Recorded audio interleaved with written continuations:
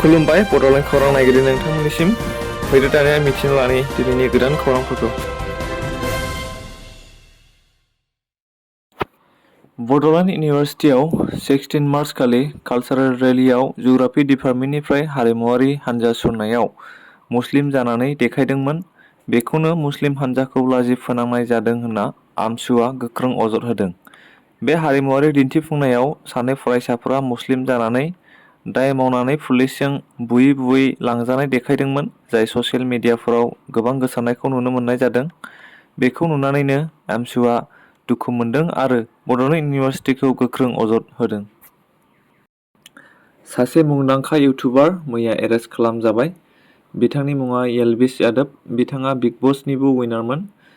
बिस गोनां जिबौफोरनि बिसखौ बख'नानै इलिगेल बाहेरा हादोराव साप्लाइ खालामनायनि अजद दिखांना बिथांखौ पुलिसआ 14 साननि थाखाय जेलाव मैया दैथायहरनाय जाबाय।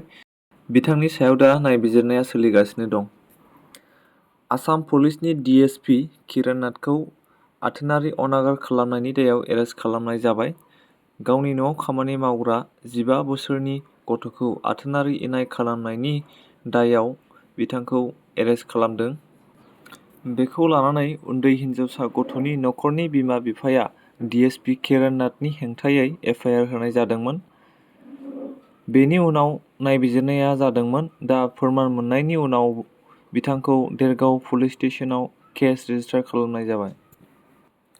सनितपुर जिल्ला बर' दुलाराय आफादा आंनि बिमा राव आंनि सोलोंथाइ साइकेल रेली लानायखौ नुनो मोनदों। बे साइकेल रेली लानायनि गुबै थांखिया जादों बर' बिजों फरायसालियाव फरायसाफोरखौ बांहोनाय एबा थिसननाय। एबसुनि दैदेनगिरिफोरा फोरमायदों दि थांनाय समफोराव बर' बिजोंखौ मोननो थाखायनो गोबां सोमावसारनो गोनां जादोंमोन, जेराव बर'नि गोबां दैदेनगिरिफोरा जिउ होनो गोनांबो जादोंमोन।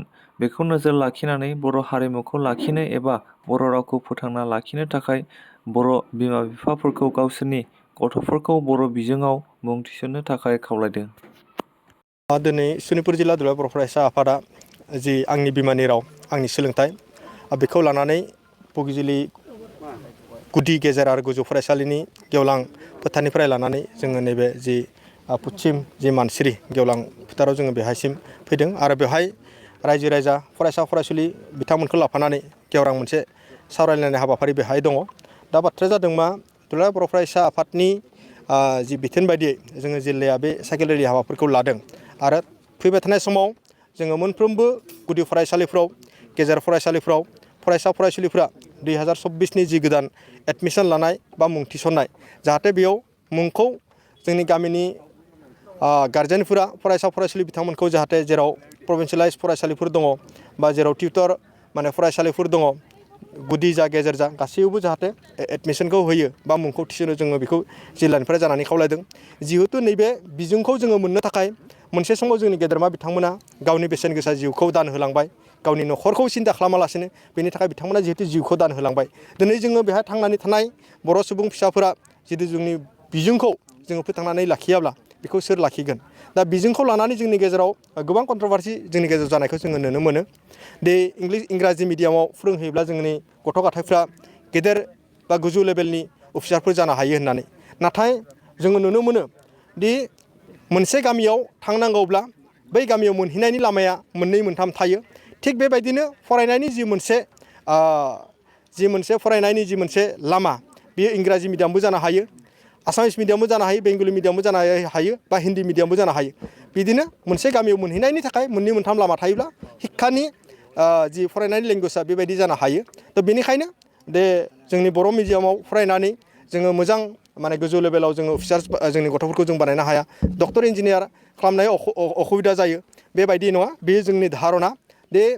जोङो मिथिगौ दि जोङो इंराजि मिडियामाव फरायनानै बेसेबां साबैसे फरायसा फरायसुलि बिथांमोना IAS अफिसार जानो हादों, SCS अफिसार जानो हादों।